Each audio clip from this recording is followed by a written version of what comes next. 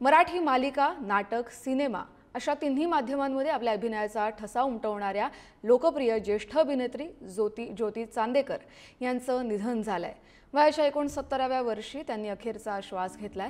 गेल्या 2.5 वर्षांपासून त्या स्टार प्रवाह वाहिनीवरल्या ठरलं तर मग या मालिकेत पूर्णा आजीची भूमिका साकारत होत्या। गेल्या आठवड्यापासून त्या आजारी देखील होत्या। 3 ते 4 दिवसांपासून पुण्यातल्या खासगी रुग्णालयात त्यांच्यावर उपचार सुरू होते। त्यांच्या पश्चात 2 मुली देखील आहेत। मराठी कला विश्वातील लोकप्रिय अभिनेत्री तेजस्विनी पंडित ही ज्योती चांदेकर यांचीच मुलगी आहे।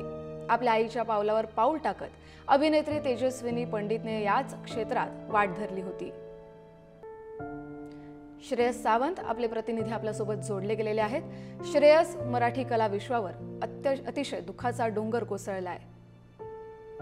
अतिशय दुःखाचा डोंगर आपण बोलू शकतो, कारण ज्येष्ठ अभिनेत्री ज्योती चांदेकरांचं निधन होणं ही बातमी जेव्हापासून आली तेव्हा मराठी सृष्टीवर शोककळा पसरली आहे। अनेक सिनेमे, अनेक मालिका, अनेक नाटकं यांच्यावर त्यांनी अनेक कामं केली आहेत। त्यासोबतच वयाच्या वर्षी या निधन झालं यांचं। मात्र या सगळ्या गोष्टी जरी पाहिल्या गेल्या तरी ज्योती चांदेकर यांनी अनेक मालिकेत काम केलं।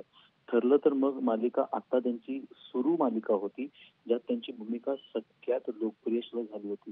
त्यांनी केलेले सिनेमा असेल, त्यांनी केलेली नाटकं असेल, 5 दशकाहून जास्त प्रमाणात त्यांनी कामं या क्षेत्रात केली आहेत।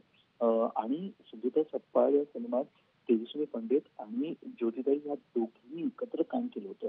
बहुधा सिनेसृष्टीत अशी गोष्ट जास्त घडत नाही, पण या दोघींनी काम केलेलं आहे आणि त्या कारणाने कुठे ना कुठे आता ज्योती चांदेकर यांनी अखेरचा श्वास घेतलाय। त्यांच्यावर उद्या अंत्यसंस्कार देखील होतील। धन्यवाद श्रेयस, तुम्ही आमच्याशी संवाद साधला त्यासाठी।